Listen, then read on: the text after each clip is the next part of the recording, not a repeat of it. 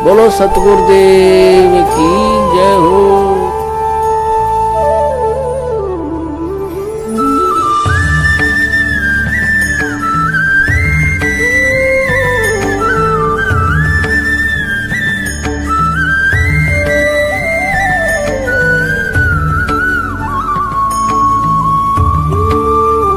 बंदी छोड़ सतगुरु रामपाल जी महाराज जी की जय हो। परमात्मा की सभी प्यारी आत्माओं को पवनदास जयपुर वाले का सत्साहे। पुण्यात्माओं, परम पूज्य सतगुरु रामपाल जी महाराज जी ने अपने उपदेशी भक्तों को शादी विवाह में होने वाले फिजूल खर्चों और समय की बर्बादी से बचाने के लिए दहेज और परंपरागत रीति रिवाजों से दूर रमैणी पद्धति से शादियां करवाने की शुरुआत की थी। सैकड़ों भक्तों ने रमैणी पद्धति से अपने बच्चों की शादियां करवाकर मन में इस संतुष्टि के साथ अपनी जिम्मेदारियों से मुक्ति भी पाई कि मेरी बच्ची एक उपदेशी भगत के घर में जा रही है, जहां उसे परमात्मा की भक्ति के साथ साथ नशे और लड़ाई झगड़ों से दूर साफ सुथरे माहौल में रहने का अवसर प्राप्त होगा। कहने का मतलब है, भगत के हाथ में अपनी बच्ची का हाथ थमाकर लड़की के माता पिता निश्चित हो जाते हैं कि गुरु जी का भगत है तो निश्चय ही उसके विचार भी हमारे जैसे ही होंगे। लेकिन आज बरवाला कांड 2014 के बाद सतलोक आश्रम मैनेजमेंट हरियाणा ने संत रामपाल जी महाराज जी के द्वारा शुरू की गई रमैणी को रामायण बनाकर छोड़ दिया है। दास को मध्य प्रदेश की एक बहन ने अपना नाम व पता गुप्त रखने की शर्त पर रमैणी के बाद की सच्चाई बताई। बहन ने कहा कि पवन भगत जी गुरुजी से नाम उपदेशी भगत समझकर मेरे से पूछे बिना ही मेरे पिताजी ने रिश्ता तय कर दिया। कुछ ही दिनों बाद एक समागम में मेरी रमैणी हो गई, लेकिन आज शादी के 5 साल बाद मुझे एक 3 साल के बच्चे के साथ अकेली छोड़कर मेरे पति ने किसी दूसरे भगत की लड़की से रमैणी कर ली है। जबकि हमारे स्टेट कोऑर्डिनेटर विष्णु साहू को इस बात का पता था, लेकिन चंद पैसों के लालच में उन्हें मेरे पति की दूसरी रमैणी करवाते समय गुरुजी का भी डर नहीं रहा। मध्य प्रदेश से ही एक और भगत जी का फोन आया। उन्होंने बताया कि मैंने अपने कोऑर्डिनेटर के कहने पर मेरी बच्ची का रिश्ता एक भगत के परिवार में तय कर दिया, लेकिन आज मेरी बच्ची को वे लोग अपनाने से इनकार कर रहे हैं।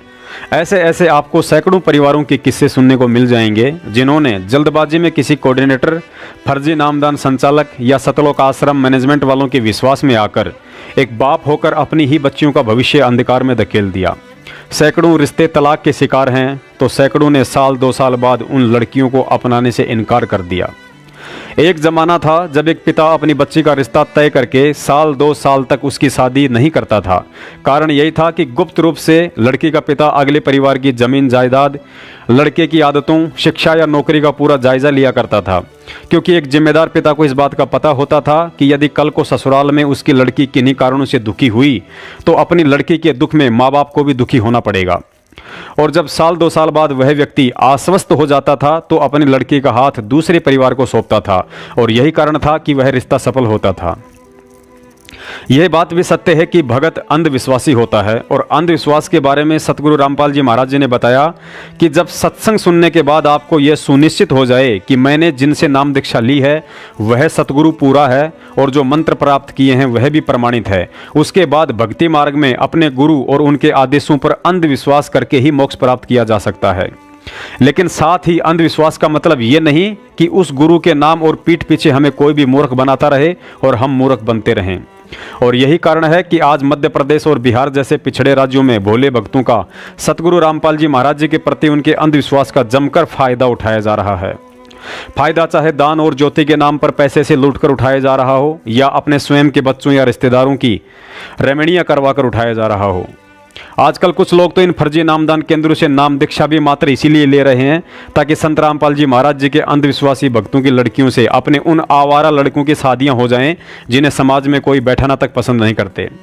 बड़े दुख की बात है कि अपने आप को तत्वज्ञानी सतगुरु के ज्ञानी शिष्य समझने वाले अंधविश्वासी भगत अपनी फूल जैसी बच्चियों के भविष्य का सौदा मात्र एक मुलाकात में ही गले में गुरुजी का लॉकेट और हाथ में रक्षा सूत्र बंधा देखकर ऐसे ऐसे परिवारों में तय कर देते हैं जिनके ना पीछे के इतिहास का कोई अता पता है और ना ही आगे का। अपनी लड़कियों को बोझ समझने वाले कुछ भगत तो इतनी जल्दबाजी में उनके रमैणियां करवा डालते हैं कि ना जाने दोबारा ऐसा धनाढ़ रिश्ता आएगा या नहीं। पुण्यात्माओं, हाथ में कागज पेन लेकर नोट कर लेना, आपको 90% कोऑर्डिनेटर, नामदान संचालकों, सतलोक आश्रम मैनेजमेंट के मायाधारी लोग या गुरुजी के परिवार और रिश्तेदारों की लड़कियों की रमैनी रोहतक भंडारे या किसी भगत के परिवार में देखने को नहीं मिलेंगी, क्योंकि इन लोगों को अच्छे से पता है कि वर्तमान में गुरुजी के जेल जाने के बाद फर्जी नामदान लेकर भगत का चोला धारण करके रमैनी से 90% केवल वही लड़के शादियां कर रहे हैं जो आवारा और बेरोजगार हैं। और यही कारण है कि आज 100 में से 50 जोड़े रमैनी के बाद साल भर के अंदर अंदर आपसी मतभेद और पारिवारिक कलह के शिकार हो रहे हैं। फिर अंत में यह कहकर दोष संत रामपाल जी महाराज जी को दे दिया जाएगा कि हमने तो गुरु जी का भगत समझकर विश्वास किया था। गुरुजी कहते हैं, बिना सोचे विचारे जो करे पाछे सो पछताए, काम बिगाड़े आपना और जग में हो तसाए। संत रामपाल जी महाराज जी का अनमोल तत्व ज्ञान तो एक भगत को हंस बना देता है। हंस उसी पारखी भगत को कहते हैं जो पानी में से दूध को अलग अर्थात सामने वाले व्यक्ति को उसकी बोलचाल और आचार विचार से ही पहचान ले कि गुरुजी से नाम दीक्षा लेने के बाद भी यही व्यक्ति भगत कहलाने के लायक है या नहीं। पुण्यात्माओं, गुरुजी ने हम भक्तों पर ऐसी कोई बंदिश नहीं लगा रखी है कि भगत को भगत के घर में ही अपने बच्चों की शादी करनी है। गुरुजी ने बताया कि यह हमारी कमजोरी है कि हम भगत बनने के बाद जगत में अपने बच्चों की शादियां करने से डरते हैं। गुरुजी ने बताया कि आपके बच्चों का संस्कार परमात्मा ने पहले से ही तय कर रखा है, उसे कोई भी काट या मिटा नहीं सकता है। जगत में भी ऐसे ऐसे परिवार हैं जिनकी मर्यादा और आचरण हम भक्तों से लाख गुना अच्छे हैं। पुण्यात्माओं, ऐसे परिवार की तलाश करके आप जी अपनी लड़की का हाथ उस परिवार को सौंपने से पहले खुलकर अपनी भक्ति मर्यादा और रमैनी से शादी करने के विषय में बातचीत करें। उन्हें कहिए कि मैं सतगुरु रामपाल जी महाराज जी का शिष्य हूं और अपनी बच्ची का विवाह मैं सांसारिक और परंपरागत रीति रिवाजों से ना करके दहेज और आडंबर रहित उस तरीके से करूंगा जो मेरे गुरु जी का आदेश है। यदि आपको मंजूर हो तो बात आगे बढ़ाते हैं। यदि परमात्मा ने आपकी बच्ची का संस्कार उस परिवार में ही जोड़ रखा होगा तो अवश्य ही वे लोग सतगुरु आशीर्वाद से आपकी सभी शर्तों को मंजूर करेंगे। तो धीरे धीरे ये समाज में सुधार आएगा, सच्चाई से परिचित होंगे, हमारी संख्या भक्तों की बढ़ती चली जाएगी। तो फिर अभी तो समाज में विरोध बन जाता है, क्योंकि जैसे भगत की लड़की है भगत से शादी करनी पड़ जाती है, तो उनके रिवाजें उनके सारे वही सांग होते हैं। लेकिन भगत को चाहिए कि पहले खोल कर दे कि अकेली लड़की है मेरे पास, ना कोई दहेज दूंगा। और पुण्यात्मा और परमात्मा ने संस्कार जोड़ रखे, उसने तोड़ कौन देगा, उसको रोक कौन देगा। हम डर जाते हैं, घबरा जाते हैं कि बेटी का ब्याह ना हो, ये भूल कर ना सोचना। फिर देखना परमात्मा की लीला कैसी करते हैं वो अपने, फिर वो परमात्मा साथ देंगे आपका जब आप उसका नियम पालन करोगे। पुण्यात्माओं, अपने बच्चों की शादी को लेकर भक्तों के मन में कुछ शंकाएं रहती हैं जिनका समाधान फर्जी नामदान केंद्र वाले या आपका कोऑर्डिनेटर कभी नहीं कर पाएगा, क्योंकि इन शंकाओं का समाधान गुरुजी के ज्ञान व सत्संगों को आधार बनाकर आपने स्वयं ही खोजना होगा। नंबर 1, भगत यदि भगत के घर में अपने बच्चों की रमैनी तय करता है तो भूलकर भी ना ही लड़की वाले ने दहेज में कुछ देना है और ना ही लड़के वाले परिवार ने कुछ मांगना है। लेकिन एक भगत की बच्ची की शादी यदि जगत में हो रही है और रिश्ता तय करते समय यदि लड़के का पिता अपनी स्व इच्छा से कुछ अपनी लड़की को देना चाहता है तो आपका फर्ज बनता है कि प्रथम आप उन्हें प्यार से समझाइए अवश्य। लेकिन फिर भी कुछ देता है तो उस पिता को अपनी बेटी को कुछ देने से मना नहीं किया जा सकता, क्योंकि अपनी पुत्री को स्व इच्छा से दिया गया सामान दहेज में नहीं आता है। लेकिन ध्यान रहे, यदि आप भगत हैं और आपको भी वह अपनी स्वयं इच्छा से कुछ देता है तो उसे आपने भूलकर भी स्वीकार नहीं करना है, वरना आप परमात्मा के दोषी होंगे। नंबर 2, लड़की या लड़के की शादी में जितना हो सके उतना सामने वाले को पहले से ही समझाकर व्यर्थ के खर्चों और रीति रिवाजों से बचने की कोशिश करें।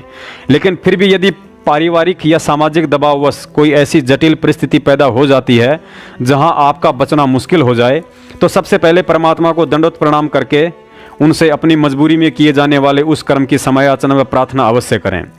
लेकिन यह सोचकर भक्ति बिल्कुल भी ना छोड़ें कि मेरा नामखंड हो गया होगा।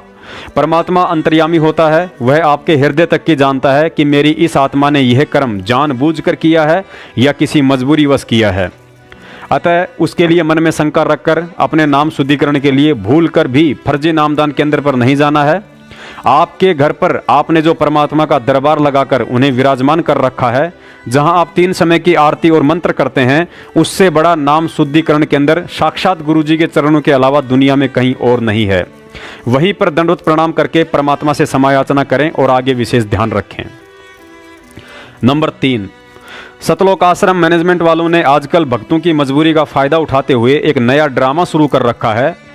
यदि किसी भगत ने अपनी लड़की या लड़के के विवाह में दहेज रूप में कुछ सामान लिया है या दिया है तो आपको उस सामान की कीमत जितना पैसा नामदान केंद्र पर जमा करवाना है, नहीं तो आपका नाम शुद्ध नहीं किया जाएगा। पुण्यात्माओं, पहली बात तो यह है कि यदि आप भगत हैं तो आप दहेज ना ले सकते हैं और ना ही दे सकते हैं। और यदि जगत में रिश्ता हुआ है और लड़के का पिता अपनी स्व इच्छा से अपनी बेटी को कुछ सामान देता है तो इसमें आपका कोई दोष नहीं है। और फिर भी आपको कोई डराता है तो आपको ऊपर बता ही दिया है कि आपके घर पर बने दरबार से बढ़कर नाम शुद्धिकरण केंद्र वर्तमान में अन्य कहीं नहीं है। नंबर 4, गुरुजी ने शादी विवाह में दहेज आदि के लेन देन पर अपने भक्तों से प्रार्थना और जगत पर कोई प्रतिबंध नहीं लगाया है। वे हमेशा यही कहते हैं कि यह रिवाज ज्ञान से ही हटेगा, ना कि जबरन प्रतिबंध लगाने पर। फिर हमने ऐसी परंपराएं बना ली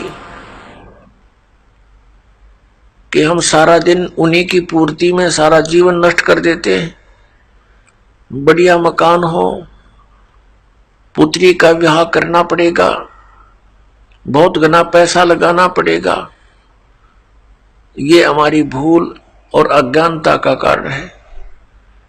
पुत्र के विवाह में हम दहेज लेते हैं, पुत्री के विवाह में हम देते हैं, तो ये क्या वस्तु है? अज्ञानता का कारण है। हम किसी का धन लेते हैं, हम उसके ऋणी हो गए, और हम देते हैं तो भगवान के दोषी हो गए। तो इसलिए हमने न तो दहेज अब लेना है और ना ही देना है। ये कोई प्रतिबंध नहीं होता। इस तत्व ज्ञान से आप परिचित होकर इससे अपने आप हटोगे। पुण्यात्माओं, जब तक आप एक जिम्मेदार भगत बनकर अपनी बच्ची को परमात्मा की बच्ची समझकर किसी जगत या भगत के परिवार में उसका रिश्ता तय करने से पहले 100 बार विचार नहीं करोगे कि लड़का अपनी जिम्मेदारी समझते हुए आपकी बेटी का ध्यान रखने में सक्षम है या नहीं। परिवार के लोग यदि भगत हैं तो परमात्मा के ज्ञान को आधार बनाकर संपूर्ण मर्यादाओं में है या नहीं। जगत है तो उनके तौर तरीके और व्यवहार एक सभ्य सामाजिक इंसान की तरह है या नहीं। लड़का कितना पढ़ा लिखा है, कोई नौकरी करता है या खुद का काम धंधा करता है, महीने में कितना कमा लेता है, जमीन जायदाद है या नहीं, लड़के के माता पिता क्या करते हैं, इन सब बातों पर खुलकर पहले ही चर्चा और अच्छे से खोजबीन कर लें, क्योंकि रेमेडी करके आगे का जीवन लड़के लड़की दोनों ने बिताना है। अतः सबसे ज़्यादा जरूरी है कि कुछ समय लड़के लड़की को भी एक दूसरे को जानने का मौका दें। अपनी लड़की की बिना इजाजत और लड़के को जांचे परखे बिना माता पिता द्वारा अपनी मर्जी से रिश्ता तय करना भी एक तरीके से पाप है। ऐसा करके कहीं ना कहीं आप अपनी बच्ची की इच्छाओं का गला घोट रहे हैं। अतः उसका जीवन साथी आप अवश्य चुनिए, लेकिन अंतिम फैसला बिना किसी दबाव के अपनी बच्ची पर ही छोड़ें। वर्तमान हालातों को देखते हुए अपनी बच्ची का संबंध तय करते समय विशेषकर सतलोक आश्रम मैनेजमेंट हरियाणा के कोऑर्डिनेटर और नामदान संचालकों पर भूल कर भी विश्वास ना करें, क्योंकि सतलोक आश्रम मैनेजमेंट हरियाणा ने रेमेडी को धंधा बना लिया है। इन लोगों ने हर नामदान केंद्र पर एक रजिस्टर रखकर उन लोगों के नाम पते लिखना शुरू कर दिया है जिनके लड़के लड़कियां शादी के लायक हो चुके हैं। उसके बाद ये लोग अपने हिसाब से रिश्ते मिलाकर दोनों पक्षों की झट से रेमेडी तय करवा डालते हैं, क्योंकि रेमेडी के बाद गुरुजी का आदेश बताकर दोनों तरफ से 11-11 हजार रुपए ऐंठने होते हैं। आगे भाड़ में जाए लड़का और लड़की, उनका वैवाहिक जीवन ठीक चलता है या तलाक होता है, इन सब बातों से उन्हें कोई लेना देना नहीं है। यदि किसी कारणवश तलाक हो जाता है तो ये लोग इतने नीच हैं कि कुछ पैसे के लालच में उस लड़के की रजिस्टर में दूसरे भगत की बच्ची देकर उसके साथ रेमेडी करवा डालते हैं। जोधपुर राजस्थान, मुंडका दिल्ली, भिवानी हरियाणा और बैतूल मध्य प्रदेश आदि ज्यादातर फर्जी नामदान केंद्रों व इनके आश्रमों पर आजकल यही धंधा जोरों पर है।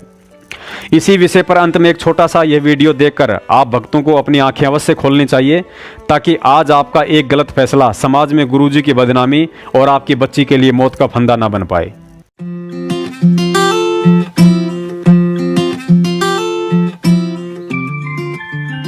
अरे मास्टर जी, बड़ी ही भाग्यशाली है आपकी लड़की, जो हमारे लड़के और फैमिली दोनों को ही पसंद आ गई। न जाने कितनी लड़कियां देखी हैं इसने, पर कोई लड़की पसंद ही नहीं आई आपसे पहले। बड़ी ही समझदार और संस्कारों वाली है हमारी बेटी। हमारा बेटा भी किसी मामले में कम नहीं है, लाखों में एक है हमारा लाल। जी ये तो और भी अच्छी बात है। अजय मैं तो कहता हूँ ज्यादा सोचने की जरूरत ही नहीं। अरे एक अच्छा सा मुहूर्त निकालिए और निपटा देते हैं शुभ काम को। जी जैसे आप अच्छा समझे, पर शर्मा जी मेरे हिसाब से बच्चों की राय जान ली जाए तो ठीक रहेगा। अजय कैसी बातें कर रहे हो मास्टर जी, आप बच्चों की राशि मिलवाइए और हो जाने दीजिए। नहीं अंकल जी, आप लोगों को एक बार हमारी बात सुन लेनी चाहिए। आपकी बात? कैसी बात? हमारी कुछ मांगे हैं। मांगे? मांगे कैसी? माफ कीजिएगा, शायद आप लोगों को मेरी बात बुरी लगे, पर इस रिश्ते को आगे बढ़ाने के लिए आप लोगों को हमें कुछ प्रूफ देने होंगे। प्रूफ? कैसे प्रूफ? हमें आपके बेटे के मेडिकल रिपोर्ट्स चाहिए और आपके बेटे के एजुकेशन और इनकम के प्रूफ चाहिए।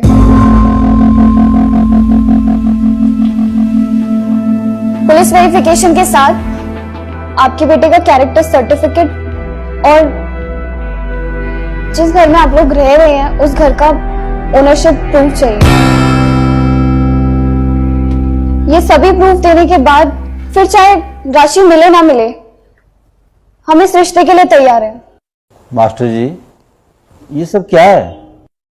माफ कीजिए शर्मा जी, अगर मेरी बेटी ने कोई गलत बात कह दी हो, पर शर्मा जी जमाना बहुत तेजी से बदल रहा है। जमाने के साथ साथ संस्कारों को भी चेंज करना होगा, नहीं तो ये रोज रोज तलाक के किस्से आगे बढ़ते चले जा रहे हैं। इनको रोकना बहुत मुश्किल हो जाएगा, बहुत मुश्किल हो जाएगा। अरे वाह, आपकी बातों का मतलब है कि हम झूठे हैं और हमें सच साबित करने के लिए प्रूफ देने होंगे।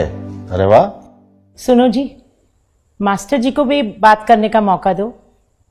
कहिए मास्टर जी, क्या है आपके मन में? शर्मा जी, हम ये नहीं कह रहे कि आप झूठे हैं, पर अगर आप गलत नहीं हैं तो मुझे नहीं लगता कि प्रूफ देने में आपको कोई परेशानी होनी चाहिए। शर्मा जी, मेरी पत्नी के देहांत के बाद मेरी दोनों बेटियां कभी भी मुझसे एक पल के लिए दूर नहीं हुई। आज मेरी लाडली बेटी, मेरा जिगर का टुकड़ा, जिंदगी भर के लिए किसी दूसरे के साथ कैसे जा सकती है, ये जाने बिना कि वो कौन है, कहां से आया है, क्या मेरी बिटिया को अच्छी तरह रख पाएगा?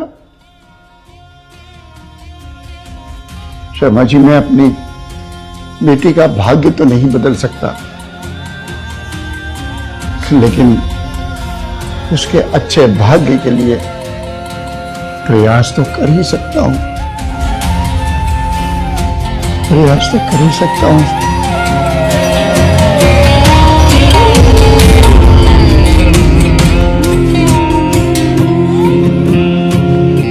अंकल, अंकल अब आप ही बताइए, एक सिर्फ न्यूज़पेपर की एड के बेस पे कैसे मेरे पापा किसी के भी हाथ में मेरा हाथ सौंप सकते हैं? कैसे विश्वास कर ले इन न्यूज़पेपर वालों के ऊपर जो पैसे लेकर किसी के बारे में कुछ भी छाप सकते हैं?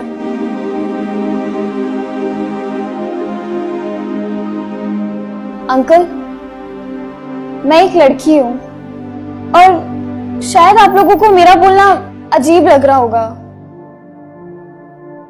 पर अंकल आपको पता है आजकल सिर्फ 23% तलाक विचार ना मिलने की वजह से और 77% तलाक झूठ के बुनियाद पर रिश्ते बनने की वजह से हो रहे हैं। हम लोग भेड़ चाल की तरह बेटी बचाओ बेटी पढ़ाओ के चक्कर में बेटियों को बसाना भूलते जा रहे हैं।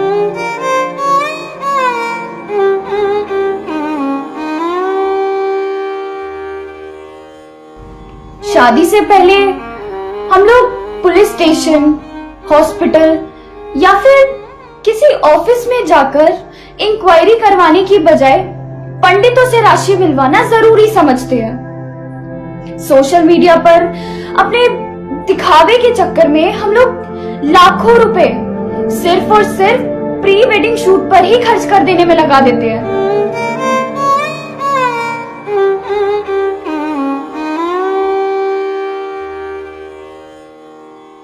हमारे हिसाब से प्री वेडिंग शूट के बजाय अगर प्री वेडिंग इंक्वायरी पर ध्यान दिया जाए तो शायद ये तलाक के किस्से कुछ कम हो सकते हैं।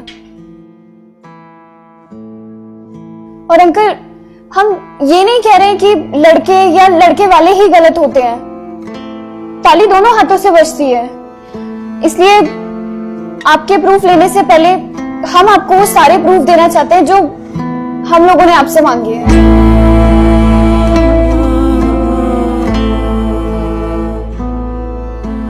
शर्मा जी, एक आखिरी बात आपसे और कहना चाहूंगा कि इस तरह के फैसले कभी दिल से नहीं करने चाहिए, दिमाग से करने चाहिए, बाकी ऊपर वाले को छोड़ देना चाहिए,